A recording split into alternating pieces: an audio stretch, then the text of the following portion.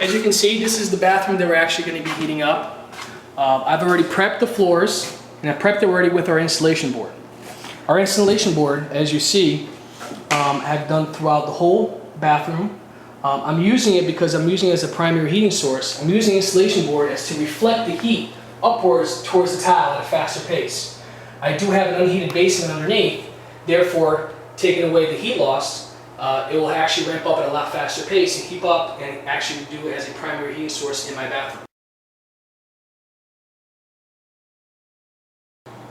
All right, Mike, so this is a 5 by 10 bathroom, give or take, a few inches. Just give us some specifics. How many boards do you use? How much does it cost? We now know that it's easy to cut. You got into all the nooks and crannies. Right. It's got big benefits in terms of heat loss. What are the nuts and bolts here? Yes, the actual installation boards, they come in 2x4s, and it was about $24.95 a piece.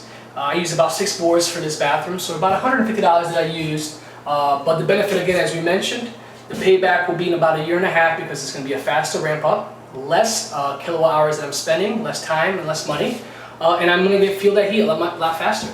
So this is pretty good since you're using it as a primary heating system. That's correct. Sweet.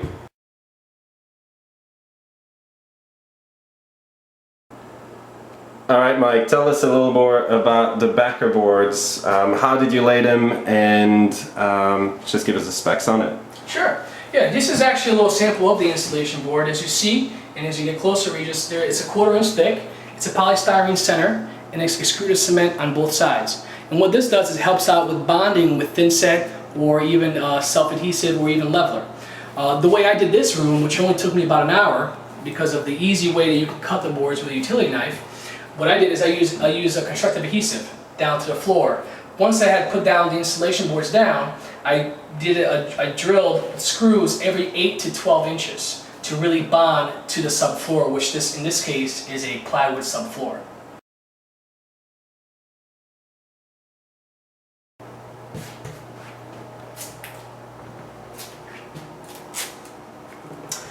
All right, Regis, as you can see here, everybody, I've laid already a couple of rows down myself. Actually, literally took me maybe about not even 10 minutes. After we laid down all the lines, it's basically just following it up. As we do a nice tape down method, which is nice and easy. It also doesn't really raise any floor level, and it's nice and easy to adjust if you have to. Just pick it up and readjust it if you like. I've done a couple of rows already myself, and pretty much almost halfway through the job. Only been about 10 minutes.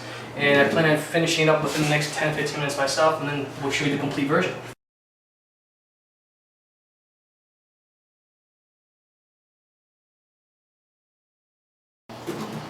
So what we just started to do here is we actually mixed a little bit of a leveler, and we're actually just pouring it out over the wire. Now you don't need that much.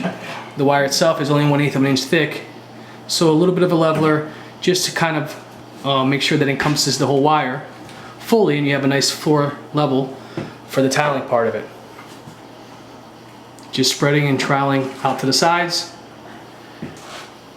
little by little, to make sure all the wire is covered. And by tomorrow, we should have a nice hard surface and ready for the next part of the job.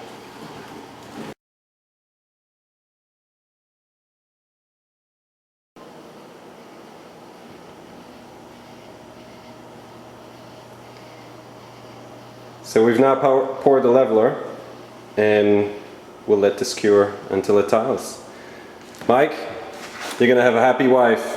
Oh yes, a happy wife is a happy life. And Mikey's happy now having a brewski right at the end of the job.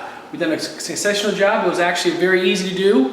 We did it all in one night, from start to finish, and also shooting this video at the same time for you guys. So anytime you guys have any questions, please feel free. Give us a call at 1-888-927-6333. We're happy to help.